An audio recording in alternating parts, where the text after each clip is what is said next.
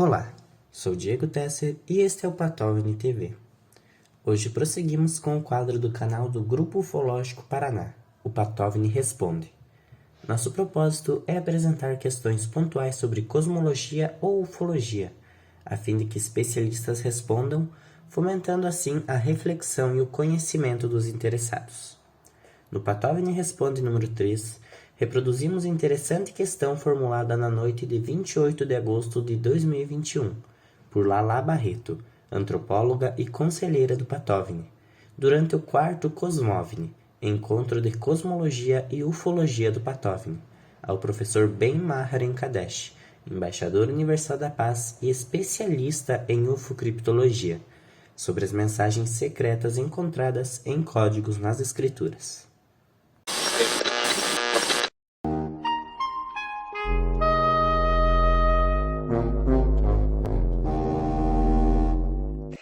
Então, Paulo, como foi que você descobriu esses códigos? Como que você chega à conclusão dentro de um texto, que são textos amplos, né? Como que você chega à conclusão que saltando de duas em duas letras ou de saltos equidistantes, como que você chega a isso, meu amigo? Me explica, porque é fantástico, né? Porque é uma metodologia que você domina aí. Você podia só nos dar uma luz assim de como é que isso funciona? Isso está dentro da tradição, na verdade, né? A tradição nos diz o seguinte: quando Deus desceu sobre o Sinai, eu pulei essa parte, inclusive, que era muito, muito, muito, muito interessante, e que tem códigos também ali, né? Sobre a descida de Deus no Sinai. Inclusive, o Eric von Däniken está codificado nesse texto que fala da descida de Deus no Sinai.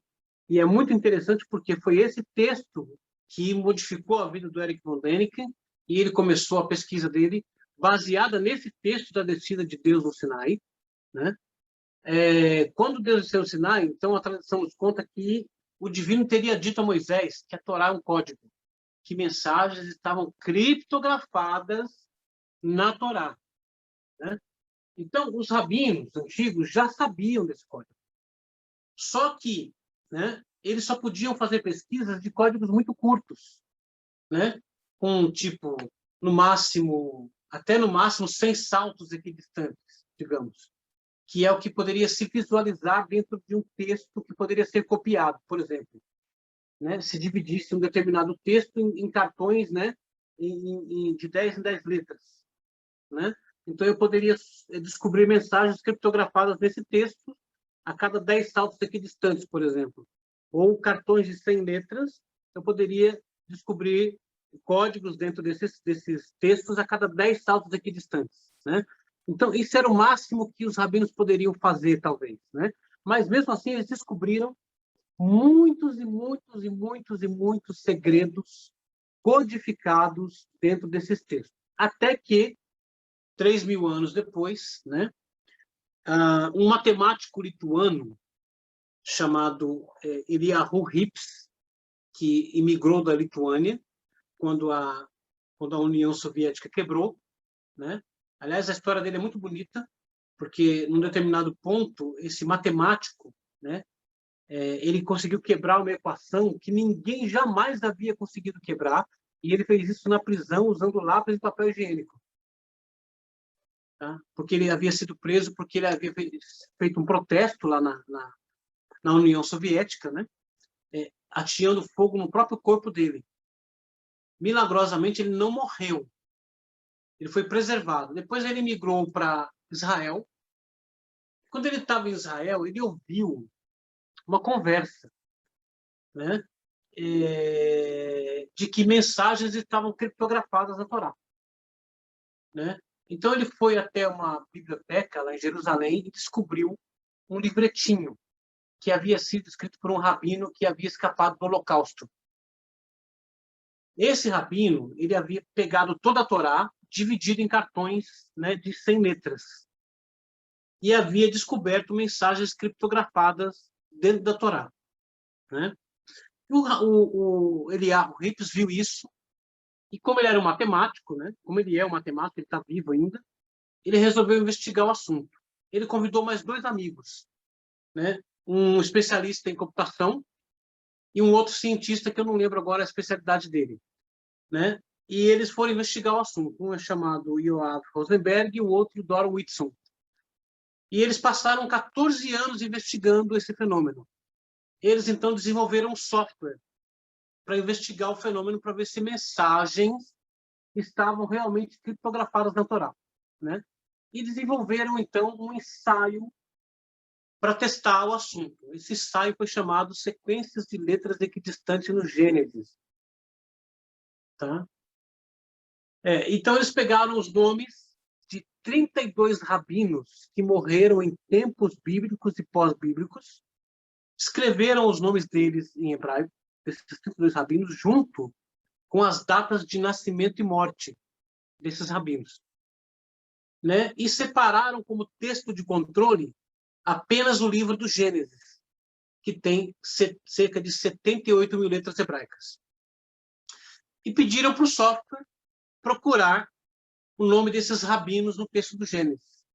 O software não apenas encontrou o nome dos 32 rabinos codificados por sequências de letras equidistantes no Gênesis, mas também eles surgiram, esses 32 rabinos, em estreita proximidade com as datas de nascimento e morte deles.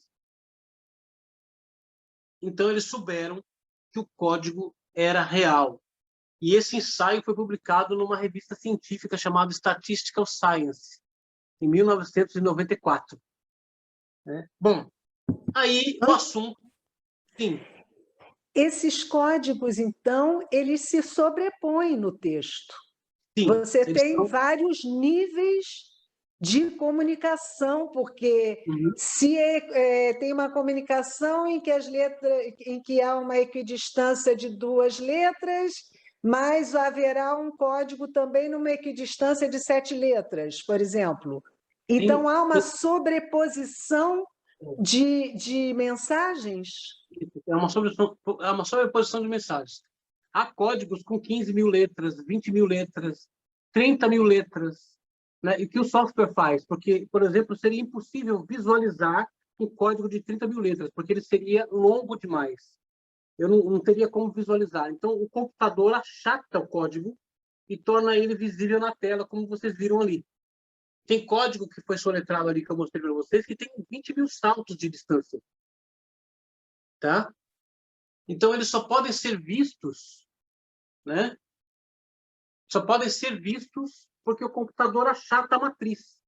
E quando isso acontece, quando o computador achata a matriz, outras mensagens relativas àquele código aparecem em estreita proximidade com a palavra-chave central. Como, por exemplo, se eu procurar o meu nome na Torá, né, e encontrar o meu nome, ele vai surgir junto com a minha data de nascimento. Num texto que tem 3.000 anos. Então, esse texto ele não é humano, nunca foi.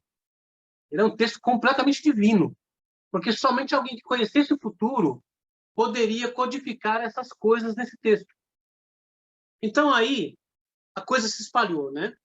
Um jornalista americano chamado Michael Droslin, que acho que trabalhava no Washington Post, ficou sabendo do assunto.